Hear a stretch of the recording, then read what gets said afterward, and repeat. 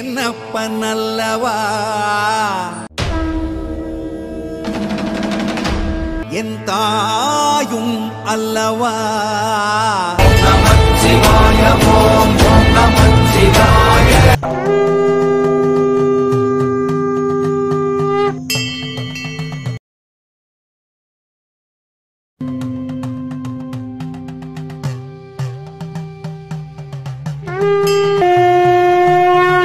ராமநாத சுவாமி திருக்கோயிலுக்கு பயணம் செஞ்சிருந்தோம். இந்த கோயிலுடைய பயண வீடியோவும் இந்த கோயிலுடைய வரலாறு பத்தியும் நம்ம பார்க்க போறோம். அது மட்டும் இல்லாம அக்னி தீர்த்த கடல் 22 கிணறுகளை பற்றியும் இந்த வீடியோல பார்க்க போறோம். வாங்க வீடியோக்குள்ள போவோம். தென்னகத்து காசி என்று அழைக்கப்படுவதுதான் ராமேஸ்வரம் ராமநாத சுவாமி திருக்கோயில். ராமேஸ்வரம் ராமநாத சுவாமி கோயில்.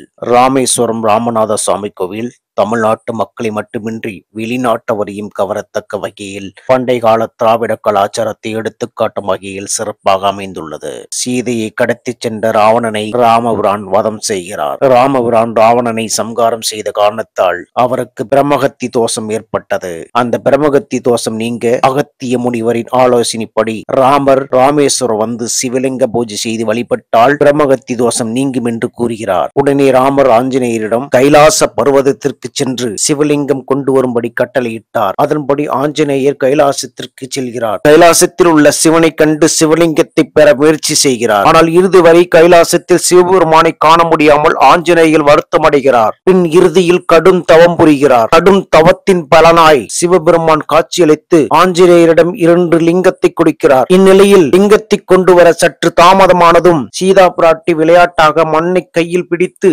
சிவலிங்கம் ஒன்றை செய்தார். அனுமன் வருவதற்கு காலதாமதமானதால் அகத்திய முனிவர் குறித்த நல்ல நேரம் முடிவதற்குள் சீதாதேவி மணநாள் பிடித்து வைத்திருந்த சிவலிங்கத்தை பிரதிஷ்டை செய்ய உத்தரவிட்டார். பிறகு தாமதமாக வந்த ஆஞ்சநேயர் இங்கு நடந்த விஷயத்தை அறிந்து கோபமடைகிறார். அனுமன் கோபப்படுவதை அறிந்த ராமபிரான் சீதை பிடித்து வைத்திருந்த ராமலிங்கத்தை அகற்றிவிட்டு நீ கொண்டு வந்த லிங்கத்தை வைத்து விடு என்று உத்தரவிடுகிறார். அதை கேட்ட அனுமன் தன் வாளினால் சுழற்றி அந்த லிங்கத்தை அகற்ற முயற்சி செய்து அந்த முயற்சி தோல்வியுற்றது. தன் வாள் அருந்து விழுந்து மயக்கமடைந்தார். பின்னர் ராமபிரான் அனுமன் கொண்டு வந்த லிங்கத்தை பிரதிஷ்டை செய்து அனுமன் கொண்டு வந்த லிங்கத்திற்கே முதலில் பூஜை செய்ய வேண்டும் என்று உறுதியளிக்கிறார். அனுமன் கொண்டு வந்த லிங்கத்திற்கே முதலில் பூஜை செய்ய வேண்டும், அதன் பிறகுதான் சீதை மணலால் செய்த லிங்கத்திற்கு பூஜை செய்ய வேண்டும் என்று ராமர் உத்தரவிடுகிறார். இவ்வாறு ராமபிரானால் ஈஸ்வரனை பிரதிஷ்டை செய்யப்பட்டதால் இந்த ஊர் ராமேஸ்வரம் என்று அழைக்கப்படுகிறது. ஆஞ்சநேயரால் கொண்டு வரப்பட்ட விஸ்வலிங்கம் ராமநாத சுவாமி கோயில் சன்னதியில் வடக்கில் இருக்கிறது. மற்றொரு லிங்கம்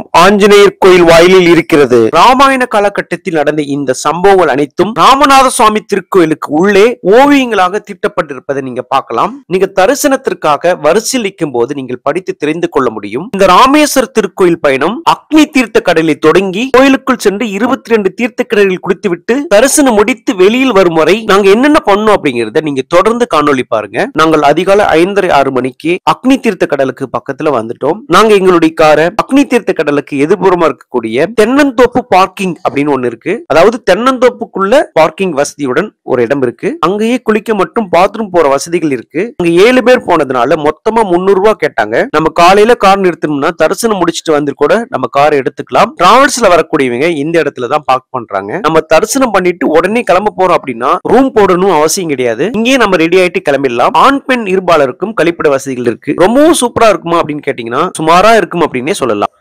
ஸோ இங்கே பார்க் பண்ணிட்டோம்னா நம்ம எந்த டைம் ஆனாலும் வந்து எடுத்துக்கலாம். பாத்ரூம் வசதி, குளிக்கிற வசதி எல்லாமே இருக்குது.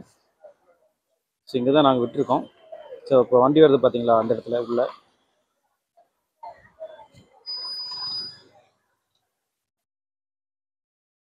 கடல் அருகில் இருக்கக்கூடிய அந்த வானத்தினுடைய நிறத்தை பாருங்க. கருநீலம், சிகப்பு, வெள்ளைன்னு சொல்லிட்டு பல நிறங்கள்ல அழகா காட்சியளித்தது. பாக்குறதுக்கு ரொம்ப ரசிக்கும்படி இருந்தது. டீக்கடையில் இருக்கக்கூடிய அழகான பைரவி நீங்க பார்க்கலாம். கொஞ்சம் வித்தியாசமா கியூட்டா இருந்தது. விடிந்து விட்டது என்று தெரியாமல் கடலோடு கரம் பிடித்து காதலித்துக் கொண்டிருந்த அந்த வானமும் கருமேகங்களும் பறவைகள் பறக்கும் காட்சியும் பார்ப்பதற்கு மிகவும் கவித்துவமாக இருந்தது. ஓயாமல் அலைவீசிக் கொண்டிருக்கக்கூடிய இந்த கடலை போலவே இரவு பகல் பாராமல் ஓயாமல் ஒழித்துக் கொண்டிருக்கக்கூடிய மீனவ நண்பர்களுடைய படகுகளை நீங்க பார்க்கலாம். இந்த பகுதியில் மட்டும் ஏறக்குறைய 300க்கும் மேற்பட்ட படகுகள் இருக்கக்கூடிய காட்சியை பார்க்கலாம். இளைஞர்கள், பெண்கள், குழந்தைகள், பெரியவர்கள் என வயது வித்தியாசம் இல்லாமல் கடல் அன்னையின் அழகை மெய்மறந்து ரசிக்கக்கூடிய காட்சியை பார்க்கிறோம். விதவிதமாக புகைப்படம் எடுத்து மகிழ்ந்து கொண்டிருக்கக்கூடிய காட்சியை பார்க்கிறோம். நிறைய பேர் ரசனையுடன் கடலில் குளித்துக் கொண்டிருக்கக்கூடிய காட்சியை பார்க்க முடியுது. எங்களுடைய கர்ம வினைகள் அனைத்தும் இத்துடன் கரைந்து போகட்டும் என்று பரிகாரம் செய்துவிட்டு 3 முறை கடலில் மூழ்கி எழுந்து கொண்டிருக்கக்கூடிய காட்சியும் பார்க்க முடியுது. இந்த அக்னி தீர்த்த கடலில் இருக்கக்கூடிய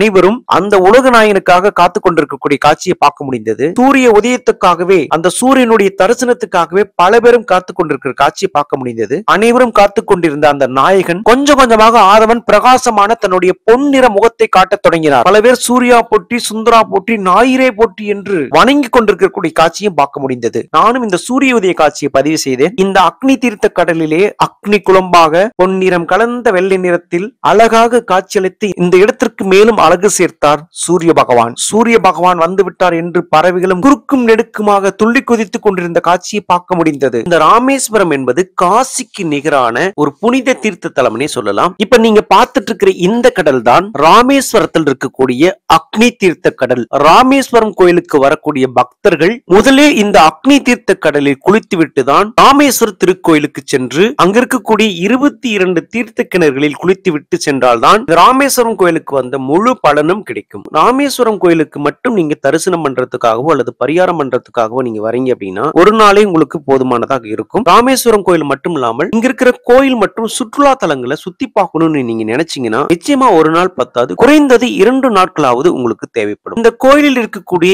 22 தீர்த்த கிணறுகளும் ராமாயண காலகட்டத்திலேயே ராமனின் அம்பினால் உருவாக்கப்பட்டது என்று கூறப்படுகிறது. இந்த 22 தீர்த்த கிணறுகளுடைய பெயர்களையும் நான் காட்டுறேன், நீங்க படிச்சு தெரிஞ்சுக்கலாம். இவ்வளவு பிரசித்தி பெற்ற இந்த திருக்கோயிலுக்கு நம்ம இப்ப பயணம் செய்ய போறோம். ராமேஸ்வரம் கோயிலில் இருக்கக்கூடிய 22 தீர்த்த கிணறுகள் இருக்கக்கூடிய தீர்த்தங்களை பிடிப்பதற்காக இங்க வாட்டர் கேன் விற்கிறாங்க. அக்னி தீர்த்த கடையில் இருக்கக்கூடிய தீர்த்தத்தோடு சேர்த்தால் 23 தீர்த்தம் ஆகிறது. அந்த 23 தீர்த்தங்களையும் நாம கொண்டு போகக்கூடிய வாட்டர் கேன்ல பிடித்துக் கொள்ளலாம். நிறைய இடங்கள்ல வாட்டர் கேன் விற்கக்கூடிய காட்சி நீங்க பார்க்கலாம். பொதுவாக அகலமான வாய்ப்பகுதியுடைய பிளாஸ்டிக் பாட்டில்களை வாங்குவது சிறப்பானதாக இருக்கும். அகலமான வாய்ப்பகுதி கொண்ட பிளாஸ்டிக் கேனை கொண்டு போனீங்கன்னா எளிதா நீங்க தீர்த்தத்தை பிடிக்க முடியும். நான் ஏற்கனவே சொன்ன மாதிரி இது ஒரு பரிகார ஸ்தலம். பிரம்மகத்தி தோஷம், கோதானம், பிண்ட பூஜை, அஸ்தி பூஜை, சர்ப்ப சாந்தி, நவகிரக சாந்தி, ஆயுள் ஹோமம், இப்படி நிறைய பரிகாரங்கள் இருக்கு. ஒவ்வொரு பரிகாரத்திற்கும் அங்க இருக்கக்கூடிய புரோகிதருக்கு எவ்வளவு கொடுக்கணும் அப்படிங்கிற டீட்டெயிலும் போட்டிருக்காங்க. அதை மீறி நீங்க அமௌண்ட் கொடுக்க வேண்டாம். இந்தந்த பரிகாரத்திற்கு எவ்வளவு கொடுக்கணும் அப்படிங்கிற டீட்டெயிலும் நான் உங்களுக்கு காட்டுறேன். நீங்க ஒருவேளை ராமேஸ்வரத்திற்கு பரிகாரம் பண்ண போறீங்கன்னா இதுல இருக்கக்கூடிய லிஸ்ட் பார்த்துட்டு அதற்கு ஏற்ற மாதிரி நீங்க அமௌண்ட் கொடுக்கலாம். நீங்க நேரடியாகவே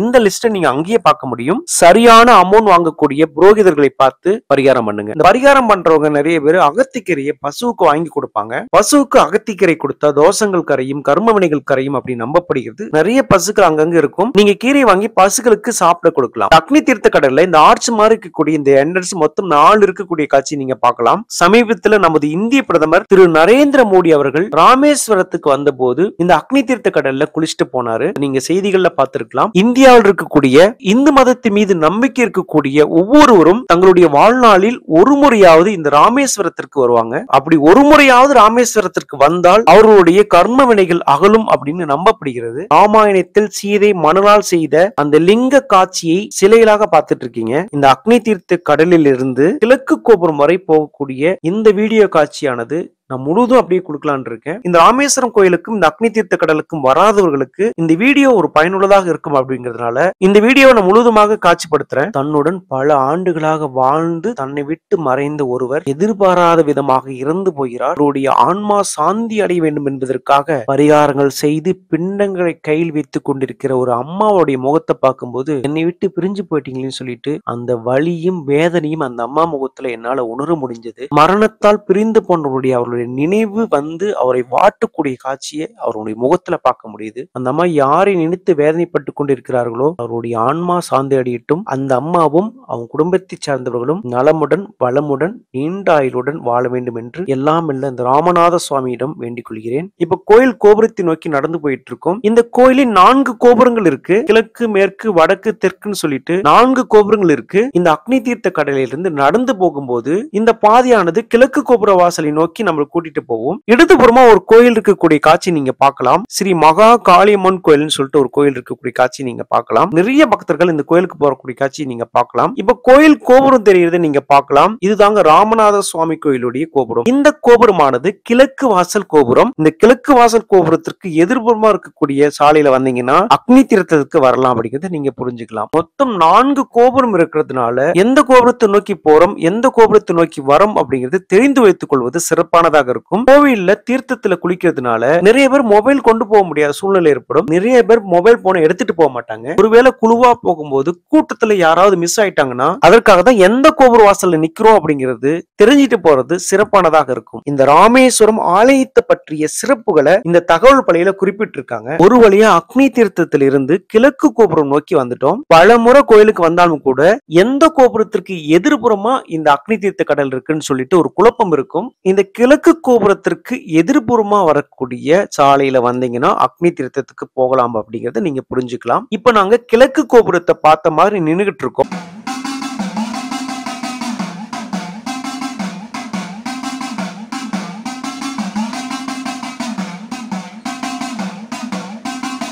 இப்ப நாங்க வடக்கு கோபுரத்தை நோக்கி நடந்து போயிட்டு இருக்கோம். என்னுடைய நண்பர்கள் எல்லாம் மொபைல் போனை கார்லயே வச்சுட்டு வந்துட்டாங்க. வண்டி ஓட்டிட்டு வந்த இன்னொரு நண்பர் கார்ல வெயிட் பண்ணிட்டு இருக்காரு. ஆனா நான் என்னுடைய போனை வைக்கல. இந்த வீடியோ எடுக்கிறதுக்காக மொபைல கையில வச்சிட்டு இருக்கேன். கோயில்ல மொபைல் அலோடு இல்லைன்னு சொன்னாங்க. நான் 2022ல வரும்போதும் கோயில்ல மொபைல் அலோடு இல்லைன்னு சொன்னாங்க. அப்போது நான் தனியா தான் கோயிலுக்கு வந்திருந்தேன். இப்ப என்னுடைய மொபைல நான் என்ன பண்ணேன் அப்படின்னா வடக்கு கோபுரம் பக்கத்தில் இருக்கக்கூடிய மொபைல் லாக்கர்ல என்னுடைய மொபைல் வச்சுட்டு போயிட்டேன். மொபைல் லாக்கர்ல என்னன்னா 20ல இருந்து ஒரு 50 ரூபாய்க்குள்ள காசு கொடுத்தோம்னா அதற்கான சாவியும் நம்ம கிட்ட கொடுத்துருவாங்க. நாம கொண்டு போற பொருளை லாக்கர்ல வச்சிருவாங்க. ஒரு டோக்கன் நம்ம கிட்ட கொடுத்துருவாங்க. கோயில் தரிசனம் முடிஞ்சதுக்கு அப்புறம் இந்த டோக்கனையும் அமௌண்டையும் கொடுத்துட்டோம்னா அந்த லாக்கரை ஓபன் பண்ணி நம்மளுடைய பொருளை கொடுத்துருவாங்க. இப்படிதான் போன முறை என்னுடைய மொபைல் போனை வச்சுட்டு போனேன். லாக்கர்ல என்னுடைய மொபைல் போனை வச்சுட்டு போனாலும் கூட கோயிலுக்குள்ள இருக்கக்கூடிய மண்டபத்துல நிறைய பேர் போட்டோஸ் எடுத்துட்டு இருந்தாங்க. அப்பதான் எனக்கு புரிந்தது மொபைல் போன் கொண்டு போலாம், ஆனா சாமி இருக்கக்கூடிய பகுதியில் போட்டோஸ் எடுக்க கூடாது அப்படிங்கிறது புரிஞ்சுக்கிட்டேன். இந்த முறையும் மொபைல் அலோடு இல்லைன்னு தான் சொன்னாங்க. முடிந்த அளவுக்கு வீடியோ எடுத்துட்டு கோயிலுக்குள்ள போகும்போது மொபைல் லாக்கர்ல வச்சுட்டு போகலாம் அப்படின்னு சொல்லிட்டு பிளானோட நடந்து போறேன். என்னுடைய மொபைல் பாதுகாப்பிற்காக கோயிலுக்குள் இருக்கக்கூடிய 22 தீர்த்த கிணறுகளிலிருந்து தெளிக்கக்கூடிய தீர்த்தங்கள் நம்முடைய மொபைல் போன்ல பற்றக்கூடாது அப்படிங்கிறதுக்காக எதுக்கும் இருக்கட்டுன்னு சொல்லிட்டு 2 பாலித்தீன் பிளாஸ்டிக் கவரை சுத்தி கொண்டு போனேன். லாக்கர்ல நம்மளுடைய போனையோ பொருளையோ வைக்கும் போது எந்த கோபுர வாசல் இருக்கக்கூடிய லாக்கர்ல நம்மளுடைய பொருளை வைக்கிறோம் அப்படிங்கறத நம்ம தெளிவா அடையாளப்படுத்திக் கொள்ள வேண்டும். அது மட்டும் இல்லாம மொபைல் லாக்கர் வைக்கக்கூடிய கடைகள் தற்காலிக கடைகள் மாதிரி இருக்கா, பர்மனண்டா இருக்கா அப்படிங்கறத பார்த்து வைக்கணும். தற்காலிகமா இருக்கக்கூடிய கடைகள்ல வச்சுட்டு அவங்க காலி பண்ணிட்டு போயிடக்கூடாது. அது கடையாவே இருக்கா அப்படின்னு பார்த்துட்டு சேஃப்டியா வச்சுட்டு போறது நல்லது. இந்த கடையில லாக்கர் வசதி இருக்கு. நம்பர் போட்டிருக்கிற காட்சி நீங்க பார்க்கலாம். இது ஒரு டீ கடை, ரெகுலரான கடை. இந்த டீ கடையில லாக்கர் வசதி இருக்கு. அப்ப கண்டிப்பா சேஃப்டியா தான் இருக்கும் அப்படிங்கிறது பார்த்தாவே புரியுது. கோயில்ல இருக்கக்கூடிய 22 தீர்த்த கிணறுகள் இருக்கக்கூடிய தீர்த்தத்தை தெளிக்கக்கூடிய நபர் கோயில்ல பணிபுரியக்கூடிய ஊழியர் தான் அவரு. எத்தனை பேர் வந்திருக்கீங்க, என்ன வைக்க போறீங்க அப்படின்னு கேட்டாரு. போன் எல்லாம் அலோடு இருக்கு, நீங்க கொண்டு போலாம். தீர்த்தத்துல குளிக்கும் போது போனை மாத்தி மாத்தி வச்சுக்கீங்க, கொண்டு போலாம் அப்படின்னு சொல்லிட்டாரு. அதனால என்னோட மொபைல்ல லாக்கர்ல வைக்காம சேஃப்டியா கவருக்குள்ள போட்டு கோயிலுக்குள்ள கொண்டு போயிட்டேன். இப்ப பாக்குறது வடக்கு கோபுரத்தை பார்த்துட்டு இருக்கீங்க. தெற்கு ரத வீதியை பாக்குறீங்க. அதாவது தெற்கு கோபுரத்தை நோக்கி போயிட்டு இருக்கோம். அதாவது வடக்கு கோபுரத்திலிருந்து தெற்கு கோபுரத்தை நோக்கி போயிட்டு இருக்கோம்.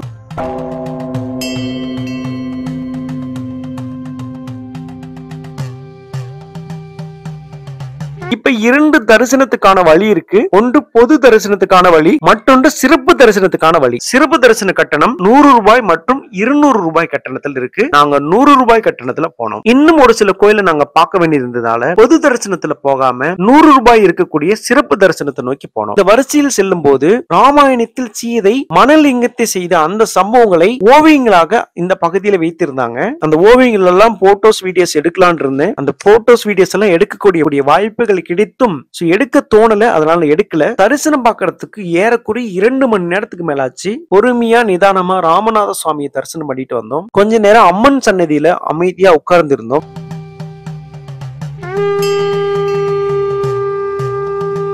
இங்க இருக்கக்கூடிய மண்டப தூண்கள் பார்ப்பதற்கு அழகா இருக்கும். சரியான வெளிச்சம் இல்லாததுனால பாக்குறது கொஞ்சம் டல்லா தான் இருக்கும். ஆனா இப்ப பார்த்துட்டு இருக்கிற தூண்களை விட அந்த 3ஆம் பிரகாரம் என்று சொல்லக்கூடிய அந்த தூண்களை பார்க்கும்போது மிகவும் சிறப்பா இருக்கும்.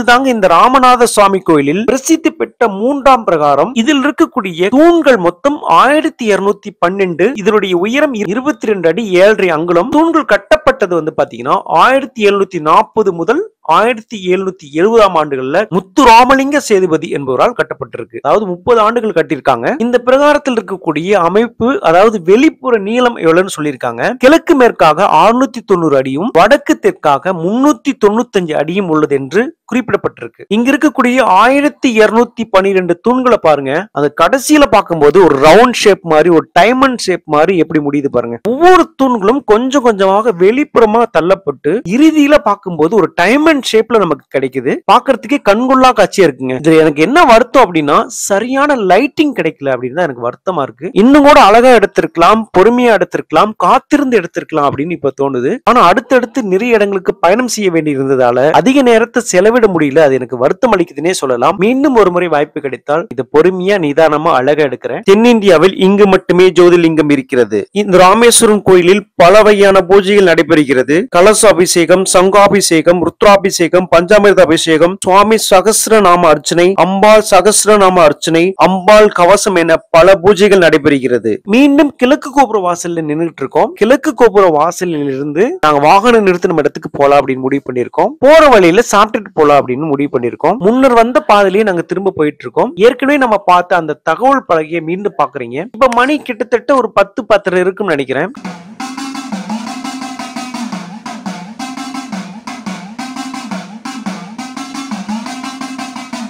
காலையில இருந்ததை விட கூட்டம் சற்று குறைவாக இருக்கிறத பார்க்கலாம்.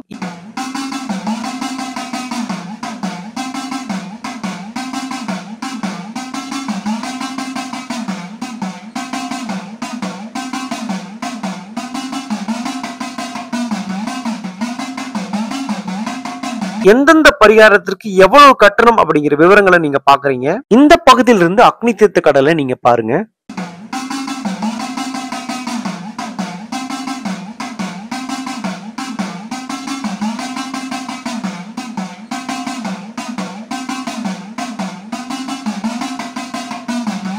அக்னி தீர்த்த கடையிலிருந்து கோயிலுக்கு நடந்து போக முடியலனா இந்த மாதிரியான வாகனங்கள் மூலம் நீங்க கட்டணம் செலுத்தி போய்க்கலாம். ஒரு வழியா நாங்க காலை உணவை முடிச்சிட்டோம். கடல்ல குளிச்சுட்டு கட்டியிருந்த துணியை கடல்லையும் வீசிடுறாங்க. கடற்கரையிலும் இந்த மாதிரி தூக்கி போடுறாங்க. துணியை போடுறதுக்காகவே டஸ்ட்பின் எல்லாம் இருக்கும். அதுல நீங்க போட்டீங்கன்னா இந்த கடற்கரையும் இந்த கடலையும் சுத்தமா வச்சுக்கலாம். இந்த புனித தலத்தையும் நம்ம சுத்தமா வச்சுக்கலாம். ஒரு வழி இந்த ராமேஸ்வர தரிசனத்தை சிறப்பா முடிச்சிட்டோம். இந்த வீடியோ பிடிச்சிருந்தா மறக்காம லைக் பண்ணுங்க, ஷேர் பண்ணுங்க, சப்ஸ்கிரைப் பண்ணுங்க. மறக்காம பக்கத்துல இருக்கிற பெல் சிம்பலையும் பிரஸ் பண்ணுங்க. அப்படி ஆல்ல செட் பண்ணுங்க. தேங்க்யூ. சிவாய நமக. திருச்சிற்றம்பலம். நன்றி. என்னப்பன் அல்லவா என் தாயும் அல்லவா.